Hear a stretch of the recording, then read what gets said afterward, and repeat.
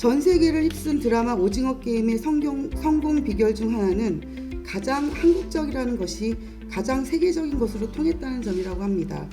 바로 고유성과 독창성이 혁신적 창조의 기반이 되어 확장성을 지닌 보편적 공감으로 재탄생할 수 있다는 것입니다.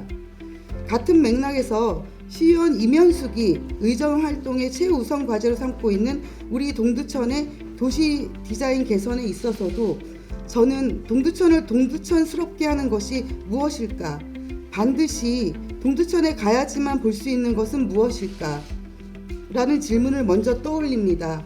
화면을 보시겠습니다. 얼마 전 세월 행정 시스템 직원 게시판에 올라온 이 사진을 두고 우리 시의 새로운 캐릭터인 DDC로 디자인한 벤치가 정말 귀엽다. 포토존 명소가 될 것 같다. DDC 캐릭터가 시의 밝은 이미지를 조성하는 데 도움이 될 것 같다라는 등의 극찬이 이어지고 있다는 소식을 전해 들었습니다. 그 캐릭터 벤치를 본 저 역시도 진심으로 공감하며 시 관련 부서의 노고에 칭찬을 드리고 싶습니다. 가장 동두천다운 것이 가장 한국적인 것이 되고 모두의 눈길과 발길을 보편적으로 사로잡을 수 있다는 사실을 여기에서도 확인할 수 있습니다. 더불어 누가 보더라도 깜찍하고 귀여운 디자인인 DDC 캐릭터 벤치를 기왕이면 도시 전체에, 아니 당장 도시 전체가 어렵다면 일부 구역에라도 집중적으로 배치해서 소위 사진 맛집이라 불리는 유명 포토존으로 만들면 어떨까? 더 나아가 벤치를 비롯해 건물과 보도블록, 담벼락, 교통시설물 등 다양한 도시 조형물의 독창적 디자인을 일관성 있게 체계적으로 조화시킨다면 그 시너지 효과가 더 크지 않을까 하는 생각이 들었습니다. 그런데 최근 개관한 복합 문화 커뮤니티 센터와 어울림센터는 새 건물임에도 불구하고 뭔가 생뚱맞다 라는 느낌을 줍니다. 새 건물들이 원도심의 기존 구축 건물들과 조화를 이루지 못하고 오히려 주변의 오래된 건물들이 폐건물처럼 보이기까지 하여 시각적으로 불협화음을 일으키고 있다는 우려가 있습니다. 바로 동두천시 공공디자인진흥계획 및 가이드라인에서 제시된 첫 번째 원칙인 조화성을 갖추지 못했기 때문입니다. 도시 디자인이 성공하려면 세 가지 요소가 꼭 필요합니다. 바로 조화성, 일관성, 그리고 체계성입니다. 이에 본 의원은 동두천 고유 특성의 장점을 극대화하기 위해 도시 디자인의 조화성과 일관성, 그리고 체계성을 확립할 네 가지 방안을 제시합니다. 먼저 동두천다움, 동두천스러움을 담아서 공공디자인 가이드라인을 새로 바꿔야 합니다. 현재 가이드라인은 동두천시 공공디자인진흥조례 제13조가 규정하고 있는 동두천의 역사와 정체성이 결여되어 있습니다. 다른 도시와의 차별성이 없는 보편적 디자인 기준에 그치고 있는 것입니다. 동두천만의 고유한 특성을 반영한 새로운 공공디자인 가이드라인 수립 시에는 대형 건물만이 아닌 경로당 등 소형 건물은 물론이고 울타리와 담벼락, 보도블록을 포함한 모든 도시 내 조형물의 적용을 염두에 두어야 할 것입니다.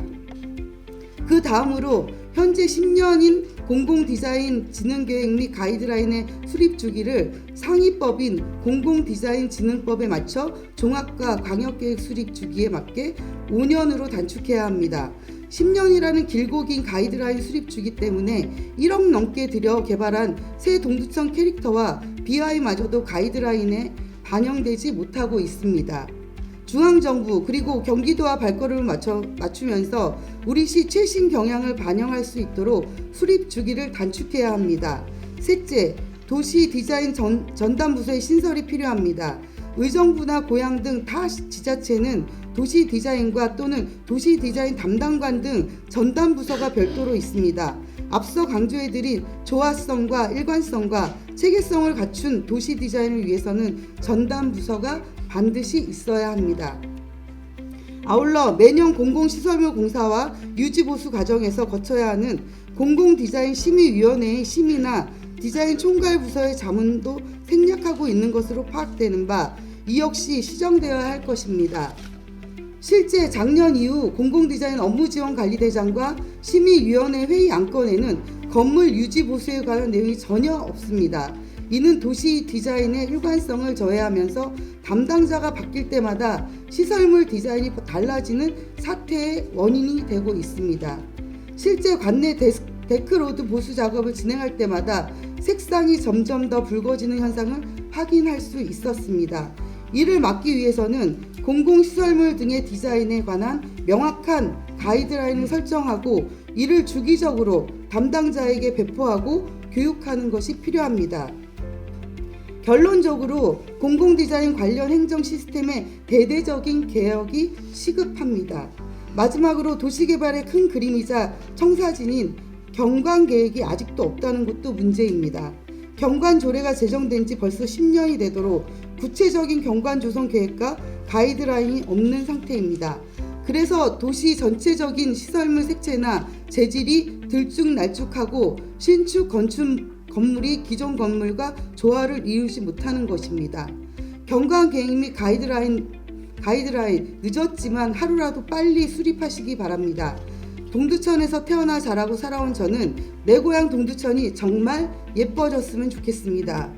그런데 도시 디자인은 단지 보기에만 예쁜 것으로 끝나는 것이 아니라 동두천시의 디자인은 곧 동두천이라는 도시의 정체성과 매력 그리고 자긍심과 자부심 그 자체가 되는 것입니다. 당연히 인구 문제를 해결할 중요한 열쇠이기도 합니다. 결론입니다.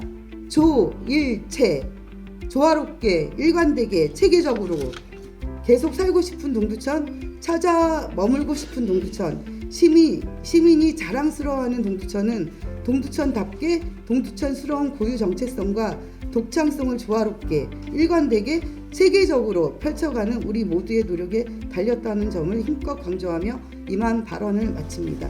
경청해 주셔서 감사합니다.